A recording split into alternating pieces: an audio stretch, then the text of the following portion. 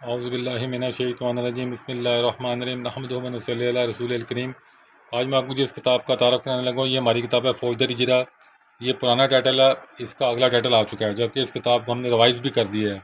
اس کتاب کو بیسیکلی لکھا تھا محمد فیصل صاحب نے۔ یہ محمد فیصل صاحب اب ہمیں ملتے نہیں ہیں، نظر نہیں آتے۔ تھوڑا بہت میں نے بھی اس میں ہلکا ہلکا کام کیا تھا، اور اب اس کتاب کو جو ہم نے ریوائز کرایا وہ ایڈوکیٹ متین صاحب ہیں ہائی کورٹ کے، ان سے ہم نے اس کو ریوائز کرایا۔ ابھی میں نے اس کا ریوائز ایڈیشن نہیں چھاپا، لیکن یہ بھی کتاب بہت اچھی ہے، تو میں اس کا کوئی تعارف کرانے لگا ہوں۔ اب ہم اس کتاب کو کھولتے ہیں۔ بسم اللہ الرحمن الرحیم۔ یہ امپورٹنٹ سارے اس کے اندر سوال ہیں، یہ دیکھ لیں۔ یہ محمد فیصل بھی لکھا ہوا ہے، قاضی ظفر اقبال سے ایڈوکیٹ تھے، انہوں نے بھی تھوڑا سا اس میں کام کیا تھا۔ یہ فیاض محمود نے کمپوزنگ کی تھی، یہ پرانی قیمتیں ہیں۔ اچھا جی، اب دیکھ لیتے ہیں یہ اس کے نا ڈفرینٹ، دیکھیں اس کے ٹاپکس آتے پڑھیں۔ آپ دیکھ سکتے ہیں کتنے زیادہ ٹاپکس ہیں اس کے اندر۔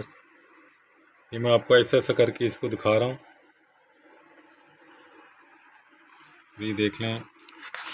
اب میں اس کو جمپ کر رہا ہوں، اس میں ڈفرینٹ ہیڈنگز ہیں، ان ہیڈنگ کے اندر سوالات ہیں، ان سوالات کے اگین جوابات دیے گئے ہیں۔ میں تھوڑا شفل اور کرتا ہوں اس کو، میں لائٹ کو بھی آن کرتا ہوں، لائٹ آن نہیں، یہ لائٹ آن ہو گئی ہے، ٹھیک ہے نا۔ جرا کو سچ کو سامنے لانے کے لیے استعمال کیا جانا چاہیے، ٹھیک ہے جی۔ اب فوجداری مقدمات کے عمومی سوالات ہیں جو کہ ہر ایک میں پوچھا جاتے ہیں۔ مثلا جے وقوع تھانے سے کتنے فاصلے پہ ہے، یہ پوچھا جاتا ہے۔ یہ کیوں پوچھا جاتا ہے؟ اس لیے پوچھا جاتا ہے کہ جب آپ تھانے میں جاتے ہیں پرچہ درج کرانے کے لیے، تو وہ تو صرف چند فرلانگ پہ فاصلے پر، آپ پرچہ 2-3 گھنٹے بعد کرانے آئے ہیں، تو وہاں سے یہ قیاس کیا جائے گا کہ آپ نے کنسلٹیشن کی ہے، سوچ سمجھ کے آپ نے مقدمہ درج کیا ہے، تھانے میں پرچہ کٹوایا، کیونکہ آپ گواہ نہیں تھے، اب گواہ کو پلانٹ کرتے پڑے تھے۔ اس لیے کہ نا نیگیٹو قیاس شروع ہو جاتا ہے۔ ایف آئی آر وقوع کے کتنی دیر بعد درج کرائی گئی تھی، یہ کامن کوسچنز ہیں۔ ایف آئی آر میں گواہان کے نام درج ہیں، کیا ایف آئی آر میں ملزمان نامزد ہیں، اس کی ملزمان کی وجوہات کیا ہے، یہ دیکھ لیں۔ کیا ایف آئی آر لکھوانے میں کسی کی مدد لی گئی تھی، کنسلٹیشن؟ ایف آئی آر کس حوالے سے لکھوائی گئی تھی؟ ایف آئی آر کے بیان اور بات کی شہادت میں کوئی تضاد ہے؟ کیا ایف آئی آر زبانی تھی یا ریٹن تھی؟ ٹھیک ہے نا، دونوں چیزیں آتی پڑی ہیں۔ کیا ایف آئی آر میں واقعات کو تروڑ موڑ کے پیش کیا گیا؟ میں جمپ کر رہا ہوں آگے۔ اب آپ یہ دیکھ سکتے ہیں اس کے اندر ڈفرینٹ سوالات ہیں۔ یہ آبجیکشن کے بارے میں آ گیا ہے۔ اب میں اس کو تھوڑا جمپ کرنا شروع کر دوں گا۔ پلاسٹک ایکسپرٹ گیا، کاؤنٹر فٹنگ گئی ہے، جعلی کرنسی نوٹس۔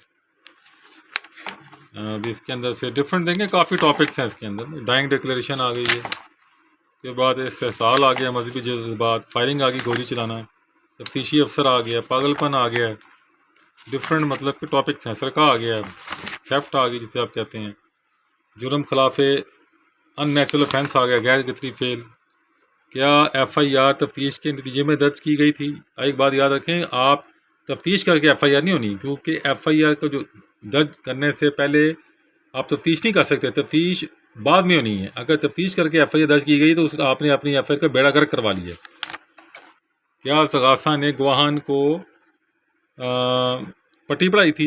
یعنی اس کا مطلب کہ انہوں نے گواہان کو سوالات پہلے سکھا دیے تھے۔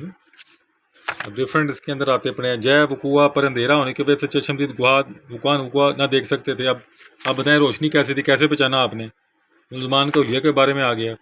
کیا متوسطی نے اپنا بین نظر، ابھی ڈفرینٹ نہ دیکھیں، یہ ٹاپکس ہیں۔ شناخت پیڑ آ گئی، شناخت پیڑ آپ نے جو کروائی جاتی ہے کم 9 ڈمیز ہوتی ہیں، پولیس رول میں لکھا ہوا ہے 9 ڈمیز ہوں گی، وہ ملتی جلتی ہوں گی، ٹھیک ہے جی۔ اور وہ مجسٹریٹ آتا ہے، خاص وجوہات پر پولیس آفیسر بھی کر سکتا ہے اگر بہت زیادہ کوئی مسئلے مسائل نے، تو یہ دیکھ سکتے ہیں آپ۔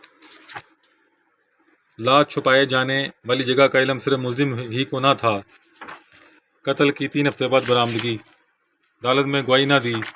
اب دیکھیں نا، اگر پولیس پہلے سے جانتی ہے کہ ہتھیار جائے برآمدگی پر موجود ہیں تو اس بارے میں ملزم کا انکشاف اپنی قدر کھو دے گا۔